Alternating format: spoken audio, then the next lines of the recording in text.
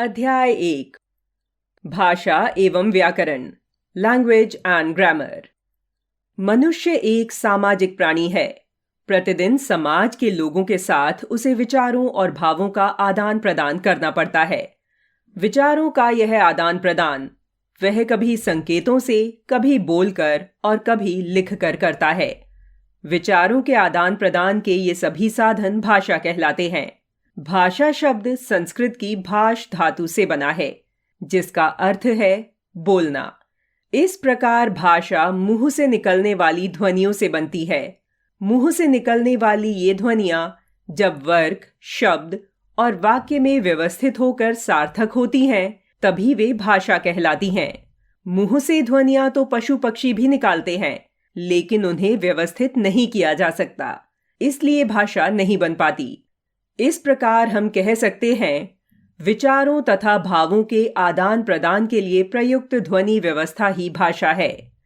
इस संसार में रहने वाले भिन्न भिन्न देशों के लोग भिन्न भिन्न भाषाएं बोलते हैं, जिनमें हिंदी, अंग्रेजी, चीनी, जर्मन, अरबी, फारसी, उर्दू आदि प्रमुख हैं। हमारे देश में भी भिन्न भिन्न प्रकार की भाषाएं बोली जाती हैं, जिनमें हिंदी, संस्कृत, पंजाबी, उड़िया, तमिल, तेलुगु, उर्दू, मलयालम, कन्नड़, बांग्ला आदि प्रमुख हैं। हिंदी भारत की राजभाषा है। भारतीय संविधान में निम्नलिखित 22 भाषाओं को मान्यता प्रदान की गई है: हिंदी, संस्कृत, मलयालम, मैथिली, मराठी, संथाली, सिंधी, मणिपुरी, बोडो, असमिया, उड़िया, कन्नड़, कश्मीरी, कोंकणी, गुजराती, डोगरी, तमिल, तेलुगु, नेपाली, पंजाबी, बंगला या बांग्ला, उर्दू। याद रखिए, 14 सितंबर 1949 ईसा को भारतीय संविधान में हिंदी को राजभाषा के रूप में स्वीकार किया था। इसलिए हम प्रतिवर्ष 14 सितंबर को हिंदी दिवस के रूप में मनाते हैं। हिंदी से संबंधित महत्वपूर्ण तथ्य: हिंदी पूर्णतया वैज्ञानिक भाषा है। यह जैसी बोली जाती है वैसी ही लिखी जाती है, अर्थात इसके उच्चारण एवं लेखन में समानता है। जैसे अंग्रेजी में वर्ण एस है और ध्वनि स है, जबकि हिंदी में वर्ण और ध्वनि दोनों ही स है। भारत के 28 राज्यों में से 10 राज्यों उत्तर प्रदेश, हिमाचल प्रदेश, उत्तराखंड, दिल्ली, हरियाणा, मध्य प्रदेश, बिहार, छत्तीसगढ़, झारखंड, राजस्थान की राजभाषा हिंदी है।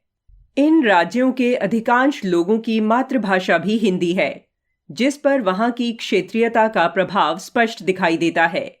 भारत की 2011 की जनगणना के अनुसार देश के 76.86% लोग हिंदी बोलते हैं।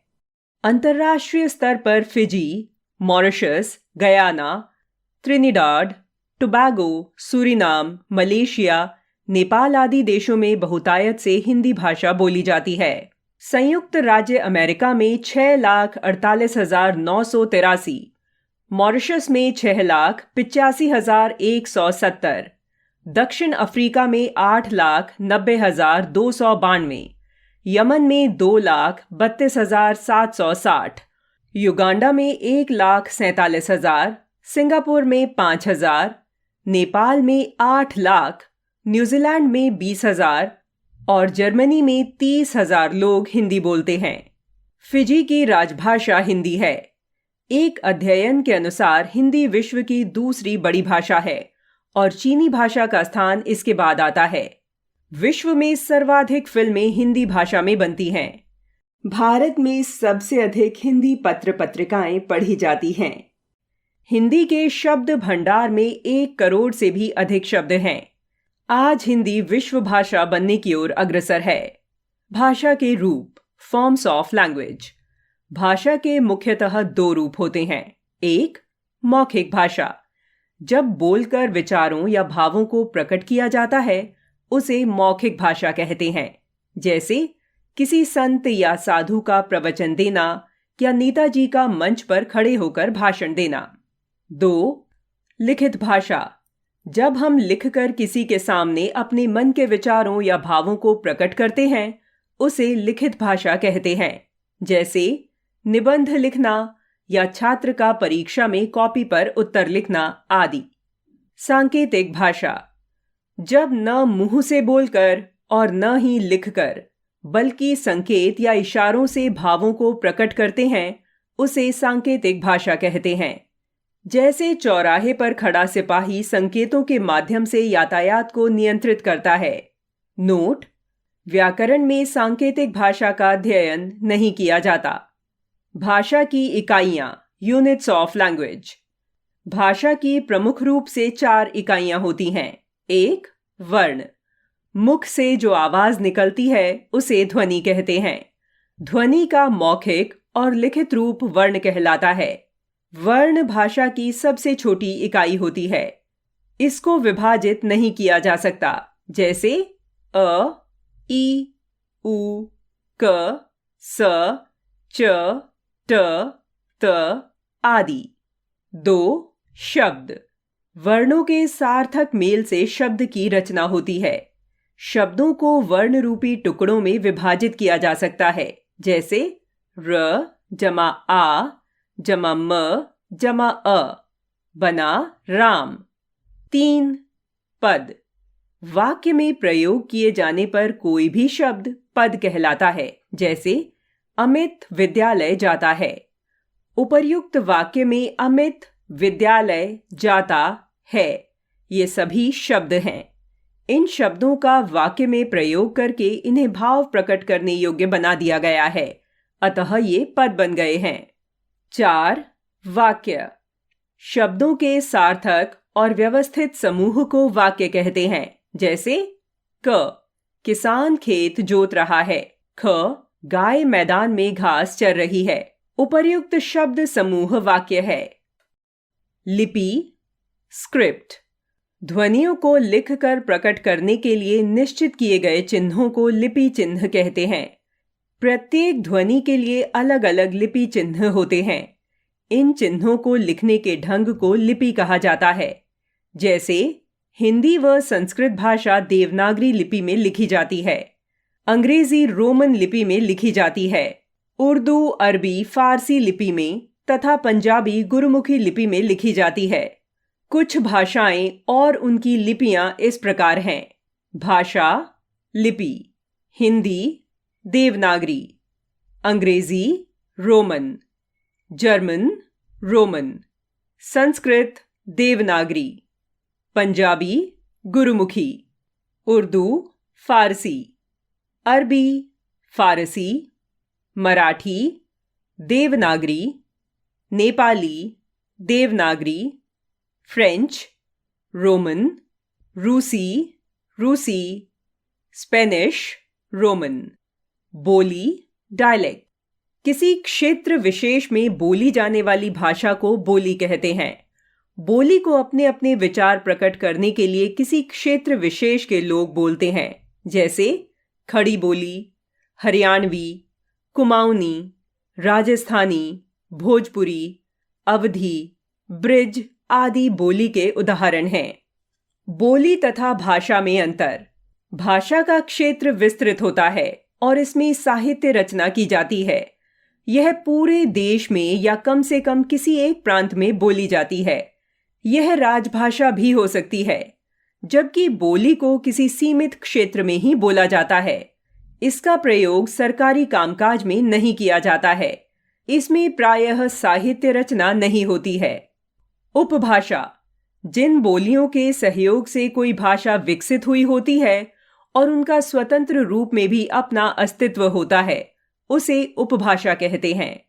ब्रिजभाषा, अवधी, मैथिली आदि बोलियां हैं, परंतु इनका प्रयोग साहित्यकार अपनी रचनाओं में करते हैं, इसलिए इन्हें हिंदी की उपभाषाएं भी कहा जाता है। व्याकरण, ग्रामर। व्याकरण वह शास्त्र है जिसके द्वारा हमें किसी भाषा को शुद्ध व नियमानुसार पढ़ने, बोलने तथा लिखने का ज्ञान होता है। व्याकरण द्वारा ही भाषा की अशुद्धियों को दूर किया जाता है। जैसे 1. यह उसकी भाई है, अशुद्ध। यह उसका भाई है, शुद्ध। 2. मेरे को चेन्नई पर रहना है, अशुद्ध। मुझे चेन्नई में रहना है, शुद्ध। व्याकरण के विभाग, पार्ट्स ऑफ ग्रामर। व्याकरण के निम्नलिखित 4 विभाग होते हैं। 1. वर्ण विचार। व्याकरण के इस विभाग में वर्णों के आकार, उच्चारण, भेद, महत्व, बनावट आदि पर विचार किया जाता है। 2. शब्द विचार। इस विभाग के अंतर्गत शब्द निर्माण, शब्दों के भेद, शब्दों का प्रयोग, प्रकृति एवं महत्व आदि पर विचार किया जाता है। 3. पद विचार। इस विभाग में संज्ञा, सर्वनाम, विशेषण, क्रिया आदि पदों के स्वरूप, भेद आदि का ज्ञान प्राप्त किया जाता है। 4. वाक्य विचार। इस विभाग में वाक्यों के भेद, रचना, वाक्यों की शुद्धता एवं अशुद्धता, विराम चिन्ह आदि के विषय में ज्ञान प्राप्त किया जाता है। मानक भाषा। भाषा को उपयोगी बनाने के लिए उसमें एक रूपता लाने की आवश्यकता होती है। इसी एक रूपता को भाषा का मानक रूप कहते हैं। हिंदी भाषा का महत्व। हिंदी बड़ी व्यापक संपर्क साधक भाषा है। यह भारत की सामान्य जनता द्वारा बोली जाने वाली भाषा है। हिंदी का शब्द भंडार विशाल है। यह अपनी प्रकृति के कारण आसानी से समझी जाती है। हिंदी की साहित्य परंपरा अत्यंत गौरवपूर्ण है। साहित्य, लिटरेचर। किसी भाषा में संचित उपयोगी ज्ञान को साहित्य कहते हैं।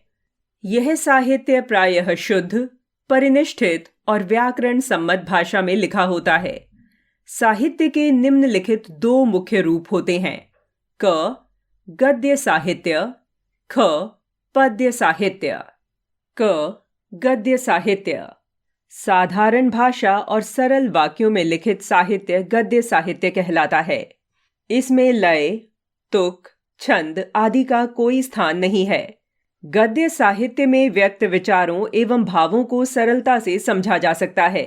गद्य साहित्य की अनेक विधाएं होती हैं, जिनमें प्रमुख हैं निबंध, कहानी, उपन्यास, नाटक, एकांकी, संस्मरण, रेखाचित्र, पत्र, डायरी, आत्मकथा, जीवनी आदि। प्रेमचंद, आचार्य रामचंद्र शुक्ल, आचार्य महावीर प्रसाद द्विवेदी, आचार्य हजारी प्रसाद द्विवेदी, जयशंकर प्रसाद, राजकुमार वर्मा, विष्णु प्रभाकर, महादेवी वर्मा, मन्नू भंडारी, राहुल सांकृत्यायन आदि हिंदी के कुछ प्रमुख गद्य साहित्यकार हैं। इनमें प्रेमचंद को कथा सम्राट कहा जाता है। ख. पद्य साहित्य। लय, तुक, छंद और अलंकार आदि से युक्त साहित्य को पद्य साहित्य कहते हैं। पद्य का सीधा सरल अर्थ है कविता। इस प्रकार कविता में जो साहित्य लिखा जाता है उसे पद्य साहित्य कहा जाता है। इसे ही काव्य साहित्य भी कहा जाता है। पद्य साहित्य के भी अनेक रूप होते हैं। महाकाव्य, खंड काव्य, गीतिकाव्य, नाट्य काव्य, स्फुट कविता, मुक्त काव्य आदि। कबीरदास, सूरदास, तुलसीदास, बिहारी, रहीमदास, रसखान, मीराबाई, भारतेंदु हरिश्चंद्र, मैथिली शरण गुप्त, सुमित्रा नंदन पंत, सूर्यकांत त्रिपाठी निराला, महादेवी वर्मा, सोहनलाल द्विवेदी, द्वारिका प्रसाद माहेश्वरी, सच्चिदानंद हीरानंद वात्स्यायन, अज्ञेय, भवानी प्रसाद मिश्र आदि हिंदी के कुछ प्रमुख पद्य साहित्यकार कवि हैं। आओ दोहराएं। मन के भाव या विचारों के आदान प्रदान करने का साधन भाषा कहलाता है। भारतीय संविधान में 22 भाषाओं को मान्यता दी गई है। हिंदी भारत की राजभाषा है। प्रत्येक 14 सितंबर को हिंदी दिवस मनाया जाता है। हिंदी के मुख्यतः 2 रूप होते हैं, मौखिक एवं लिखित। सांकेतिक रूप का व्याकरण में अध्ययन नहीं किया जाता। भाषा की 4 इकाइयां हैं, वर्ण, शब्द, पद तथा वाक्य। सीमित क्षेत्र में बोली जाने वाली भाषा बोली कहलाती है। भाषा को लिखने का ढंग लिपि कहलाता है। व्याकरण भाषा को शुद्ध रूप में लिखना, पढ़ना तथा बोलना सिखाता है। ज्ञान के संचित कोश को साहित्य कहते हैं।